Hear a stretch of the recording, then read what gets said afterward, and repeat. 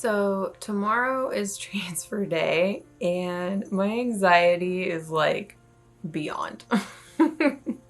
It's like good anxiety. It's like excitement, but nervous and stressed and anxious and all the feels, basically. Honestly, it all boils down to one thing. This is my third surrogacy journey. The last two that I've done were successful on the first try. Like, that's not common. IVF is a science, literally. It's a science. And sometimes things don't work and you gotta try something else. But for me, it's always worked. And so now I'm worried that it won't work.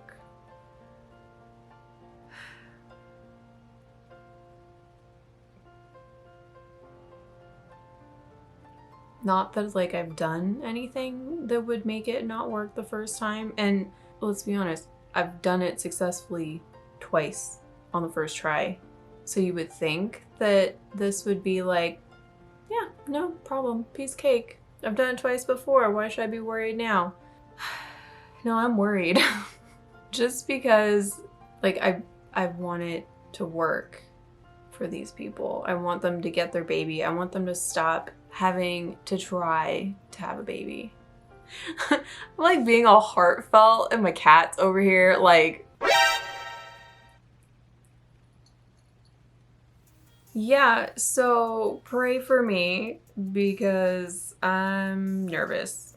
Oh, before I forget, I got an email today from the clinic. Okay, so pre-op instructions, if they will load. Hello.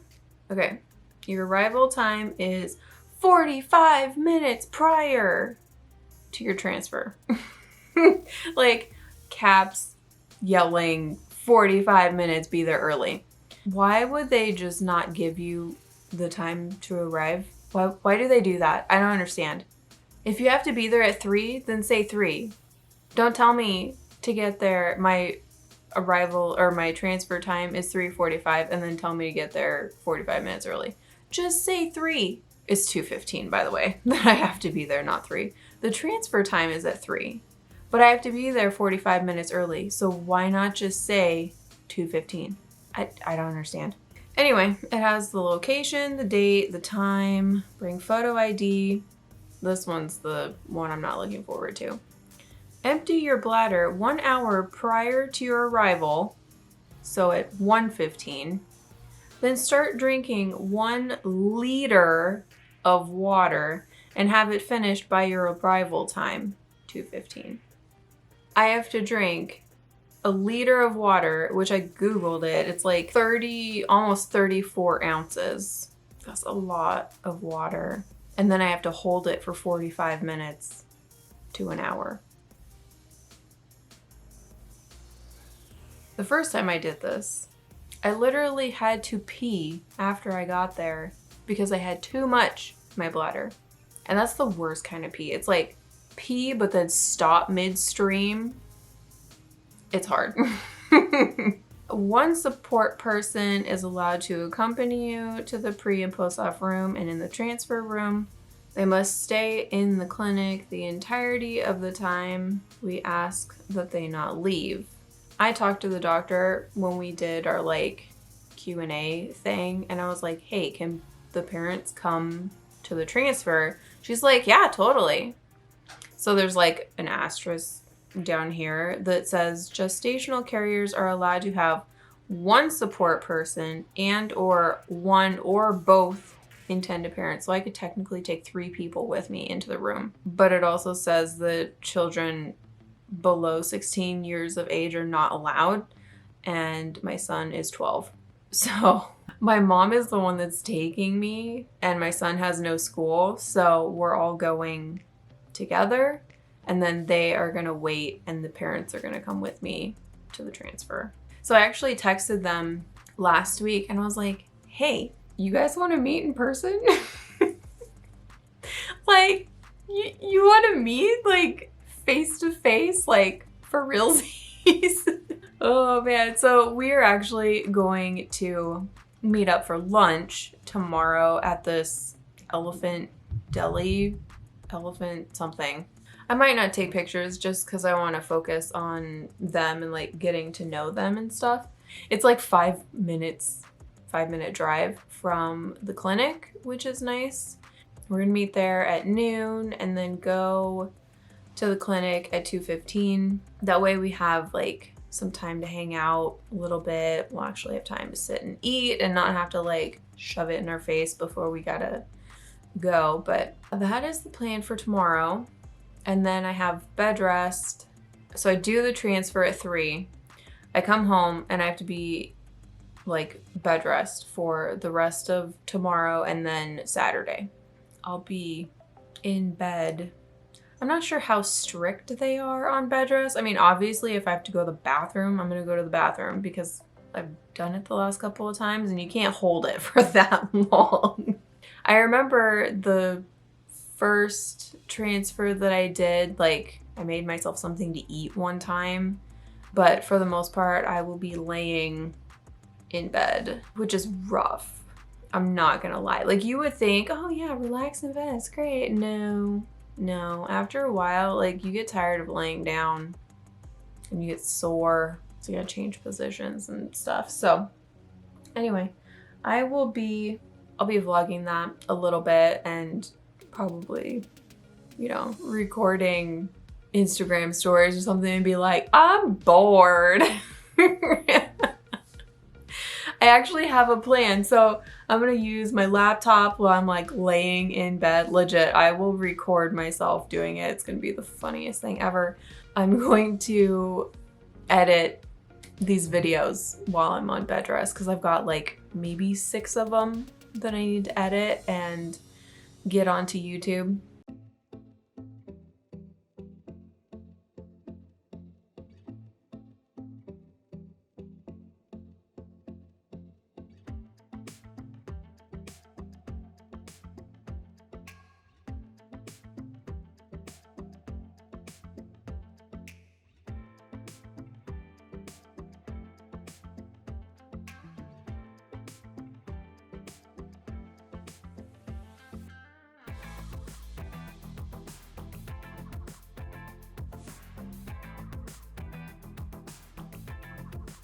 By the time you see this, it'll probably be, geez, I don't know, December or January. It's November right now. So these are very much delayed and I've talked about it in previous videos, but I'm gonna do my best to get these out here so you can see them and enjoy the struggle. Because I hate bed rest. It sucks. I am so thankful that I've never had like pregnancy bed rest where you gotta like stay in bed while you're pregnant because I would get so bored. I hope you enjoyed this. Make sure you subscribe and, you know, stay updated with my journey. There's more videos to come, so subscribe and I will see you guys later. Hi, are you done cleaning yourself? Now that I'm finished recording this video? Are you done? Yeah? Oh, you're gonna come say hi to me now? She's out.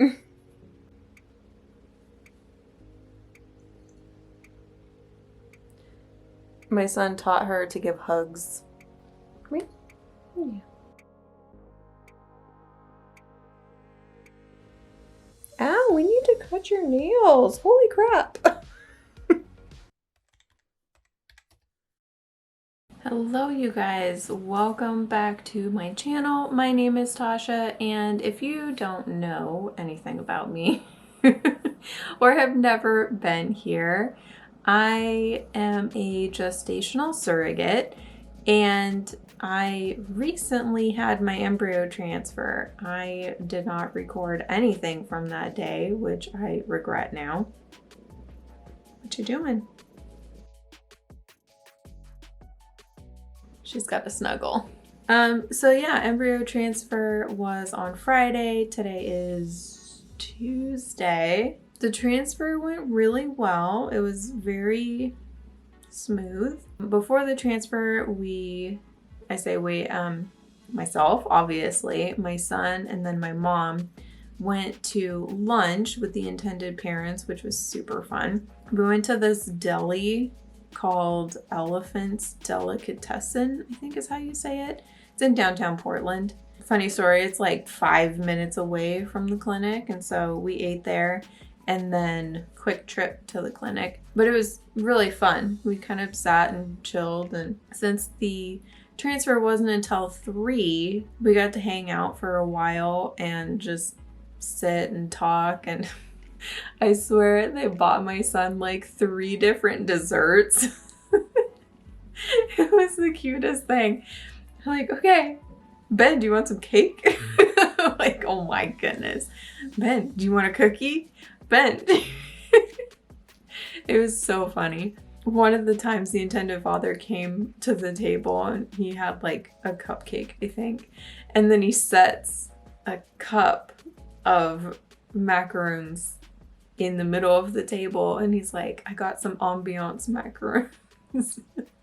But yeah, it was a lot of fun. We just talked and ate and hung out for a while. When they first got there, like we got there first because they had traffic, ironically, because they live closer than we do. When they finally got there, I like stood up, to give him a hug, and she is so tall. I had no idea. She's like 6 feet tall. I mean, I'd only ever texted her, and then we had like the video chat meetings. We've never actually met in person until Friday. But yeah, I was surprised at how tall she was. They're so nice, super nice people. It was a lot of fun.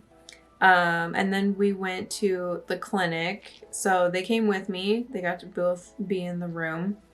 And it's very interesting because, okay, so like we got there, right? I had to be there 45 minutes early, like earlier than my appointment time. And so we get there and sit and sit and sit some more. I swear we sat there for 45 minutes. And of course I had to pee because they have you drink, I kid you not, it was 1.5 of these. That's how much they have you drink. So I had to pee, like a lot. And excuse me, please sit down. Sit down. She wants attention and I'm not doing it. Like she wants me to rub on her and pet on her and then she tries to love bite me. I'm not about it. Anyway, I'm gonna kick you out of my room. I'm gonna do it. Lay still. Stop moving around. So we were sitting there and my navigator from the clinic came out and said hi, which was really nice. Kind of cool to put a face to the name. And then a nurse came out and brought me back and left the parents in the waiting room. So I went to the back room into like the pre-op whatever room. She gave me Valium, which is to help you like relax. She said it was to relax my cervix, and I've heard before it's to relax the uterus. I don't know. It doesn't really affect me in the way it affects most people. A lot of people will take it for like anxiety and stuff. I didn't really feel it when I took it. So she gave me a Valium, told me to change, gave me little booties to go on my feet, like the blue paper booties, and then a hairnet, which she called a party hat. It was the greatest thing. It was great. She's like, and here's your party hat. So anyway, I changed and got back in the bed, and she went and got the parents, and they came and got like gowns on. They were more plastic gowns. If anyone works in healthcare, you know what I'm talking about. They're like when you gown up to go into a patient's room, they like tie in the back. They've got like sleeves that have a thumb hole basically. And then they wore the booties over their shoes also. So we kind of sat there for a while and chatted some more and talked about stuff like Stargate, which I'm watching right now. They suggested that I watch Stargate SG-1, and like I keep seeing it on Netflix. I'm like, oh, I don't know, I should probably watch it. And because I like Richard Dean Anderson in MacGyver. So I was like, I should watch it. And then I'm like, no, I'm the type of person that sometimes I would rather watch something like I've already seen because I know I like it versus watching something new where it's like, well, that was a waste of time. I don't know if anybody else is like that, but it's a weird quirk of mine. So anyway, we sat there and chatted for a while, and I think the nurse came in, scanned my bladder to make sure there was enough in it for the transfer, because when they do the transfer, it's an ultrasound guided procedure. So basically they put the ultrasound wand like on top, and then the like tubing that they use for the transfer goes like in, you know? And so they use the ultrasound to see what they're doing to make sure they go in properly. When they do the external ultrasounds like that, you have to have a full bladder because it makes it easier to see, because your bladder is like in front and the uterus is behind. And so if your bladder is empty, then you're gonna have to try to see through your bladder to the uterus. It's a whole thing. So they have you have a full bladder, and she made sure that there's enough in there. And she's like, do you need to pee like right now? And I was like, no, I'm fine-ish. As long as we can like tail, like whipping around again. As long as we can, like, as long as you can hold it, you know, for a little bit longer. I was like, yeah, it's fine. So they had me lay on the bed and like wheeled the bed down the hall, which is so awkward. I would rather have walked down the hall and gotten on the bed than them like driving the bed down the hall. We get into the procedure room and the parents like followed behind, right? So there were chairs over to like back behind my head to the side so they could not really watch, but just like be there. And so they sat in the chairs, and the bed was so cool. It was like a breakaway bed. Like some hospitals have them when you deliver, where like when you're in the bed, like a bottom section of it just like goes down and then slides under. Oh, and it had stirrups like in the bed. So it like came up like this. And then there was like, you know, the slides. So you just like slip your foot in the thing on both sides, and then your feet are like flat instead of the stirrups that are like a cup. You're supposed to put your heel in the cup. It was very cool. It was so much more comfortable than like the actual stirrup thing. I'm making these gestures. I don't know if anybody knows what I'm talking about. Anyway, so like that part of the bed like flipped up, and then there's another section of the bed. I was like, do you want me to scoot to the end? And she's like, no, you're fine where you are. I was like, okay. And so it like went down, and then the whole bed, like the mattress part of the bed, slid forward, and the railings were still like in place and the wheels were still in place. It's just like the bed part moved. It was so weird. It was the craziest thing. I'm like, wow, this is really cool. So anyway, they did the transfer. Someone from the embryologist team came out and talked to the intended parents and showed like a picture like up above where, yes, showed the picture of the embryo up above so they could see it while the transfer was going. And the embryologist was like, yeah, it looks great. You can see like in the picture the cells along the wall, like some of them were super crisp. And she's like, you see that? It means that it's still growing. It's great. It was hatching. And so the embryo looked like a butternut squash. I kid you not. Like it had the egg, and then it had like this other part like coming out of it. Would you stop? Stop. Just lay still and take it out. So it had like essentially two pieces because it was hatching out of the egg, basically. It's very cute. It's adorable. Like I kind of want to nickname it Butternut Squash. Or Squirt. Squirt's always good one too. So anyway, Did the transfer, got wheeled back to the room that I was in, the pre-op room, and had to lay there like completely flat for 15 minutes. And during the transfer, I had my hands like up like this, like laying, right? We get into the room and the nurse was like, "Can you put your hands down?" I was like, "Okay." She's like, "Yeah, it like pulls on something inside." I don't remember what she said, but it like puts extra stress on your uterus, like pulls it up, or I don't know, something. And so I wasn't allowed to put my hands up above my head, so I like rested them like on my chest or my stomach or something. No, on my chest I did. like it was dead. No. Yeah, after the transfer we just sat and chatted for like 15 minutes. And before the nurse left the room, the intended father was like cracking jokes. I'm like, "Stop, you, like, I'm not supposed to laugh." He's like, "Oh, really?" And the nurse was like, "Yeah."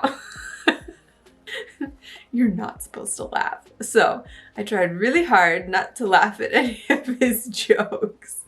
After the 15 minutes that I had to wait and like hang out, laying down after the transfer, the nurse came in and she was like, "Okay, you can get up and go to the bathroom." I'm like, "Okay." So I get out of bed and, you know, the parents leave the room so I can get dressed first.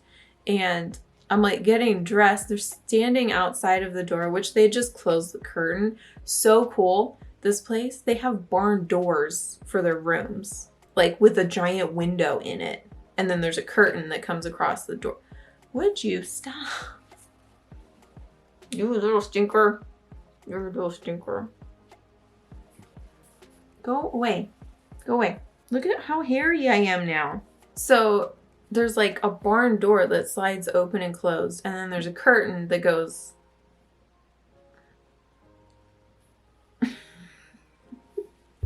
There's a curtain that goes across. You can't see through the window. So anyway, the door was open. The curtain was closed, right? So I'm getting dressed. And it's been like 5 seconds, 10 seconds since the intended parents left the room. And I hear, "Do you need any help?" And I thought he was talking to somebody in the hall. Because I was like, I think I'm fully capable of putting my pants back on. And I was like, "Are you talking to me?" And he's like, "Yeah, do you need help?" And I was like, "No, I've got it."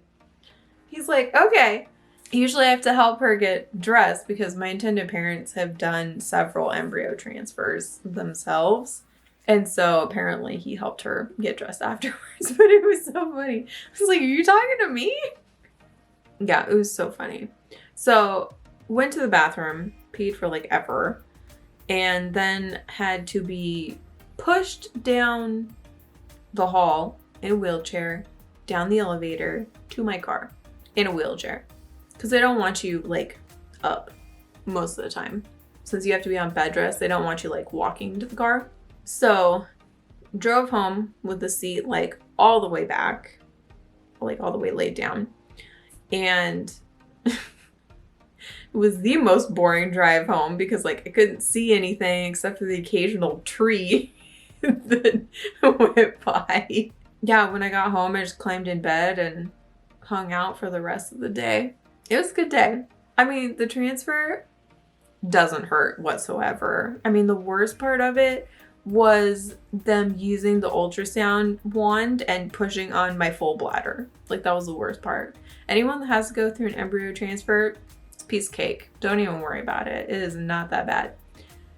The bed rest after, the worst. Seriously. It's awful. "Oh, you're laying in bed." Yeah. No, it sucks. Sucks. So my clinic, not all clinics do this, by the way. My clinic has a bed rest the day of the transfer, like right after the transfer, that whole afternoon, evening, night, whatever. And then the entire day the next day. So it's like a day and a half of bed rest where you're not supposed to be propped up more than 20 degrees. My hips hurt so bad from like not moving, from laying there.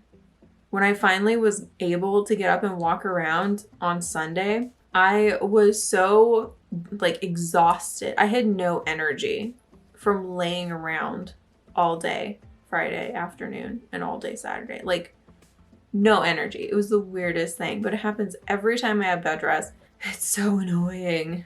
I actually edited like 4 videos that you guys are gonna see. The last 4 videos that you guys have watched, I edited while I was on bed rest. Like I have a lap desk for my laptop and basically set it on my legs and had the mouse on the bed and like did editing on my computer. I also watched like 6 or 8 movies. I think it was only 6, but lots of editing, which is probably why, because I was like flat on my back the whole time. I did lay on my side when I was like watching the movies and stuff, but for the most part, I was on my back, not moving.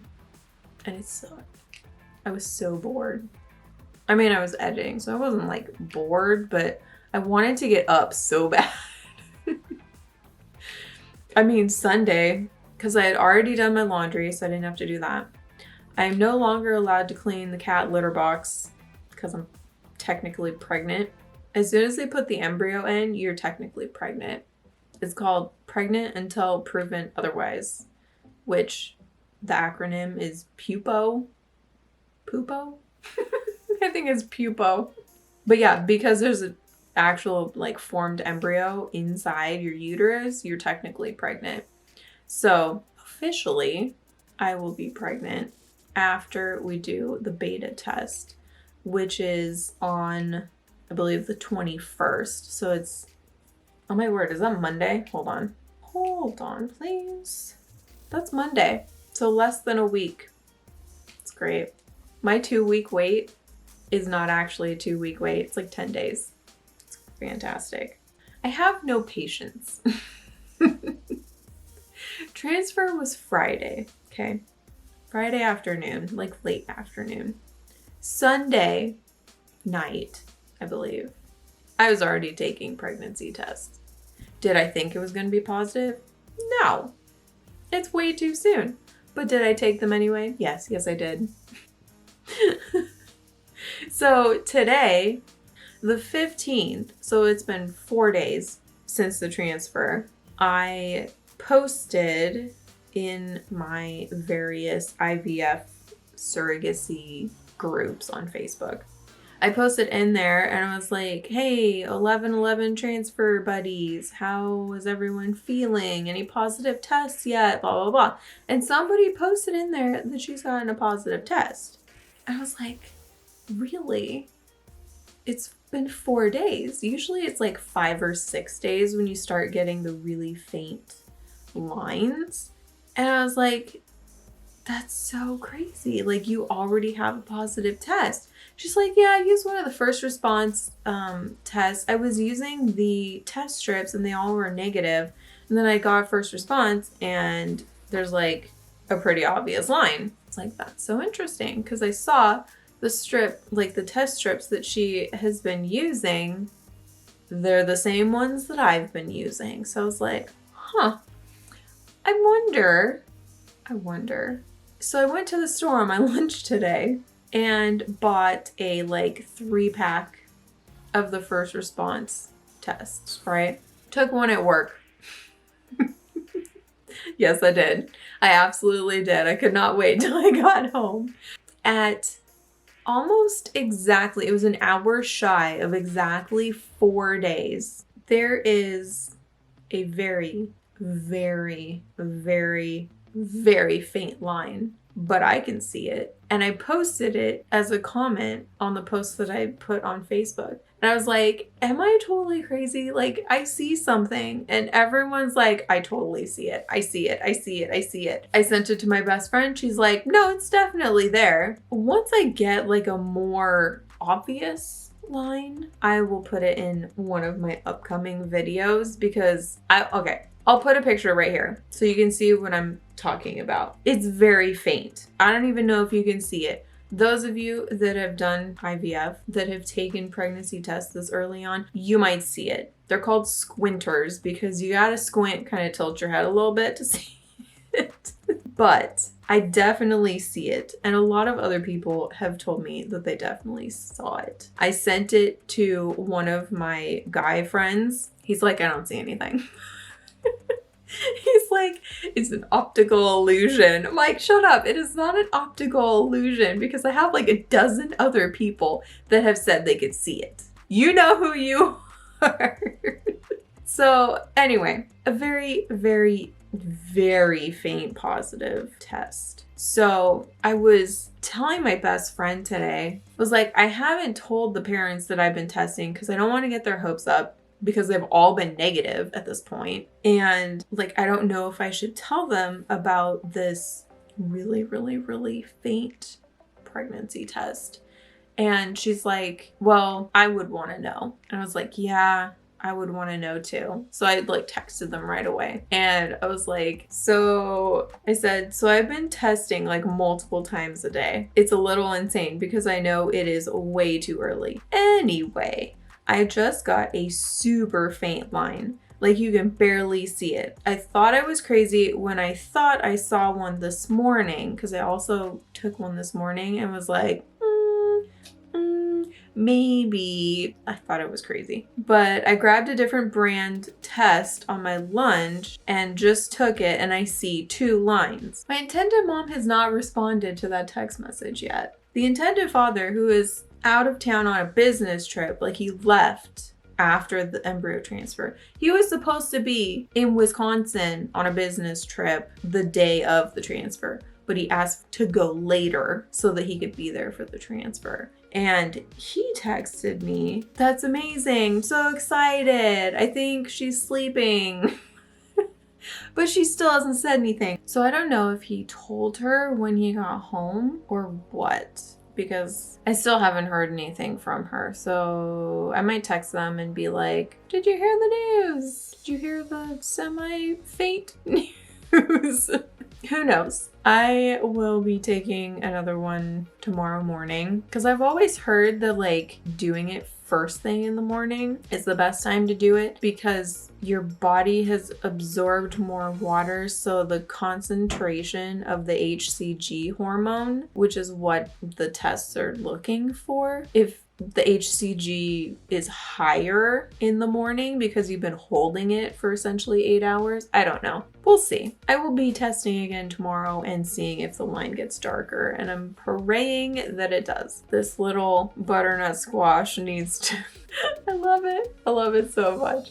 This little squash needs to grow and get bigger. I'm like cautiously optimistic. It's still like very, very early and I haven't even had the blood test yet, which is the beta, and that's on Monday. So I have beta Monday and then Wednesday. So they wanted to double between those 2 days. So whatever number we get on Monday, on Wednesday, it has to be at least double that much. We shall see. I'm kind of excited. I might add some like pregnancy test, like line progression. We'll see.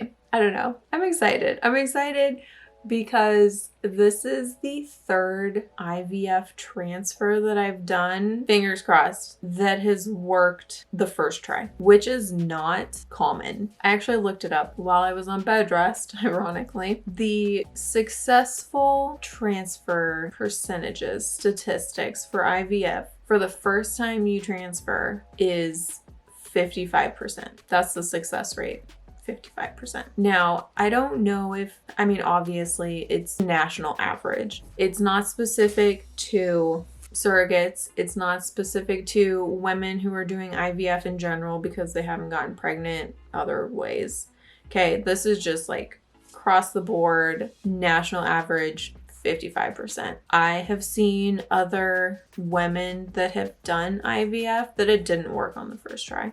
There's a woman I'm following on Instagram right now that just had her 2nd transfer because the first one didn't work. I think I wouldn't say that I'm lucky per se. My body just really likes being pregnant.